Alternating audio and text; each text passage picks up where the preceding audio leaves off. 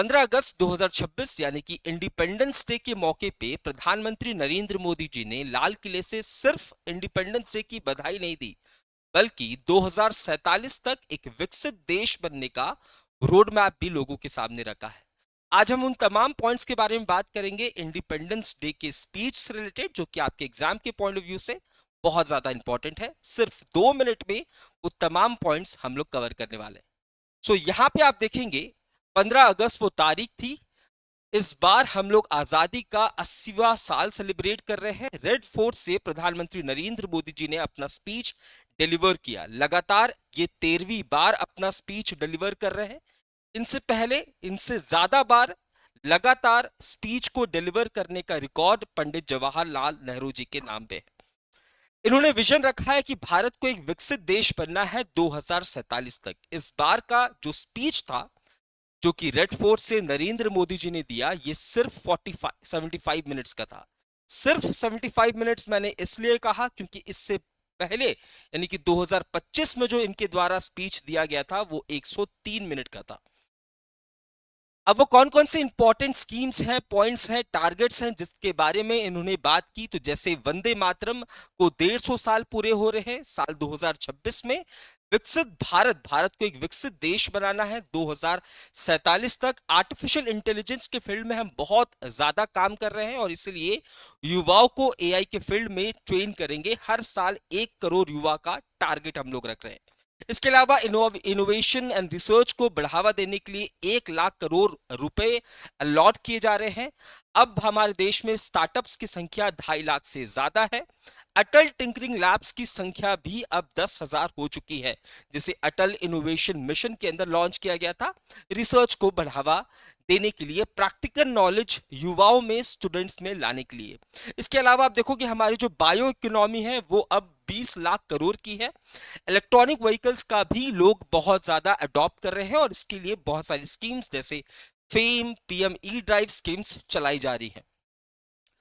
स्वामित्व स्कीम, जिसे 2020 में मिनिस्ट्री ऑफ पंचायती राज के द्वारा लॉन्च किया गया था, ड्रोन्स की मदद से हम लोग लैंड रिकॉर्ड्स को रखने का काम कर रहे थे।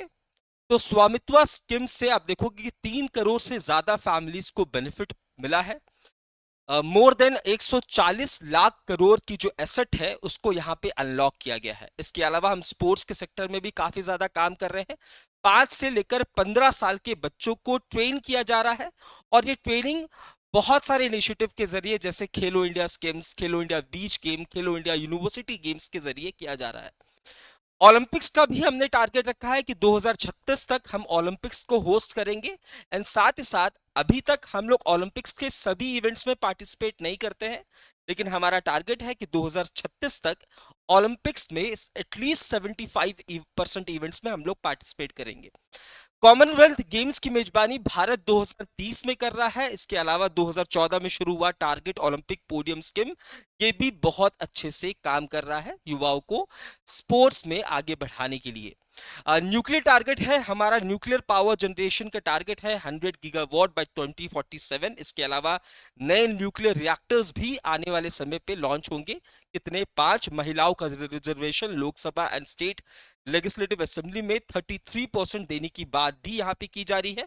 अलग अलग सोशल सिक्योरिटी स्कीम जैसे आयुष्मान भारत योजना, इसकी मदद से आप देखोगे तो 100 करोड़ फैमिलीज को, 100 करोड़ लोगों को इसका बेनिफिट मिल रहा है।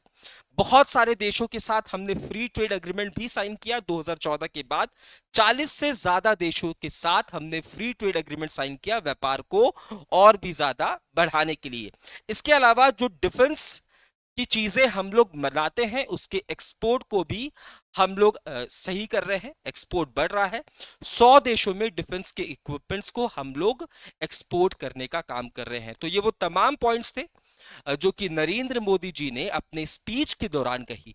इसमें एक और इंपॉर्टेंट पॉइंट मैं ऐड कर देता हूं। पॉइंट ये है कि नरेंद्र मोदी जी ने यह भी अनाउंस किया कि आने वाले समय पे ये जो कोचिंग माफिया है, इससे बहुत सारे लोगों को नुकसान होता है, तो सरकार अपनी खुद से एक इनिशिएटिव की शुरुआत करेगी जहां पे हर लेवल पे बच्चों को कोचिंग्स एंड ऑल दिया जाएगा। इसके अलावा हम बात करते हैं आज के सबसे इंपॉर्टेंट बात के बारे में, जो कि इंडिपेंडेंस डे के मौके पे बैंकर्स ग्राउंड परिवार आपके लिए लेकर आया है। बैंकर्स ग्राउंड परिवार एक बैंकिंग फाउंडेशन बैच लेकर आ रहा है।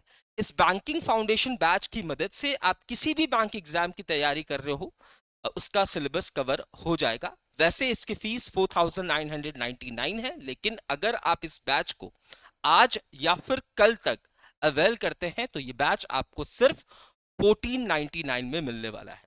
इसके अलावा अगर आप एसबीआई क्लर्क या फिर आईबीपीएस क्लर्क प्री और मेंस दोनों को टारगेट कर रहे हैं तो उसके लिए भी एक डेडिकेटेड बैच आपको देखने को मिलेगा, जिसकी वैसे फीस 2999 है, लेकिन अगर आप इसे आज या फिर कल तक अवेल करते हैं यानी कि 15 और 16 अगस्त तक ये बैच सिर्फ 799 होने वाला है। तो ये थे सभी इंपॉर्टेंट पॉइंट्स जो कि नरेंद्र मोदी जी के रेड फोर्ट के स्पीच से रिलेटेड आपके एग्जाम के पॉइंट ऑफ व्यू से बहुत ज्यादा इंपॉर्टेंट है। मिलते हैं अपने अगले वीडियो में, तब तक के लिए जय हिंद।